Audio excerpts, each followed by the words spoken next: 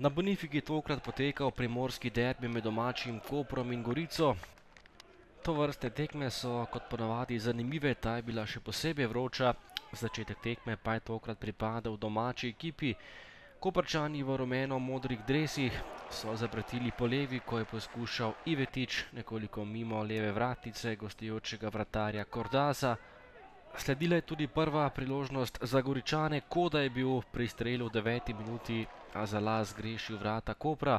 Potem pa 19. minuta, po ostri podaji Ivetiča je bil na pravem mestu Matej Palčič in žogo preusmeril mrežo z bližine in popeljal Koprčane v prednost 1:0. Potem priložnost za Koper iz prostega udarca, takole prekršek po izjemno grobi igri nogometaša Gorice. To je bil prekršek in lepa priložnost za domače nogometaše. Tekma je bila kar groba, nekaj ostrih štartov in izjemno nervozna igra. Takole pa potem še prečka Haliloviča, ki je Zalaz zgrešil vrata Cordaza. Ostala je pri minimalni prednosti, a le za kratko. Tole je že kod za Koprčane, podal je Guberac, na pravem mestu pa je bil Miroslav Čovilo in povišal prednost Kopra na 2:0. Napaka goriške obrambe, sam je ostal Čovilo in popeljal Koprčane do prednosti 2:0.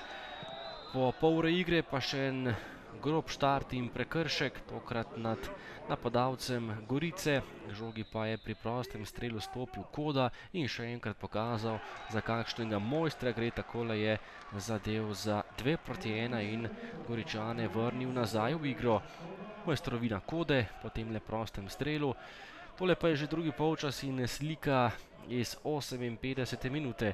Protesti Rodolfa Vanolija, trenerja iz Italije, na klopi Koprčanov. Izključen je bil Vanoli in do konca tekme zadnje pol ure igre je koprska ekipa morala igrati brez glavnega trenerja.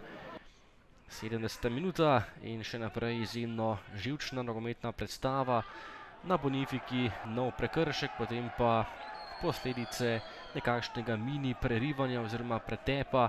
Lebran in Galešič sta prejela rumene kartone, to pa je bil še drugi rumeni karton za Gorana Galešiča, ki je moral tudi zapustiti igro in Koprčani so ostali brez izključenega nogometaša. V zaključku tekme bi izključen še Vanolijev pomočnik Ščulac in tekmo so domači končali brez trenerja, pomočnika in Galešiča, a vendarle s 3 točkami v žepu. Končni izid tekme Koper Gorica 2:1.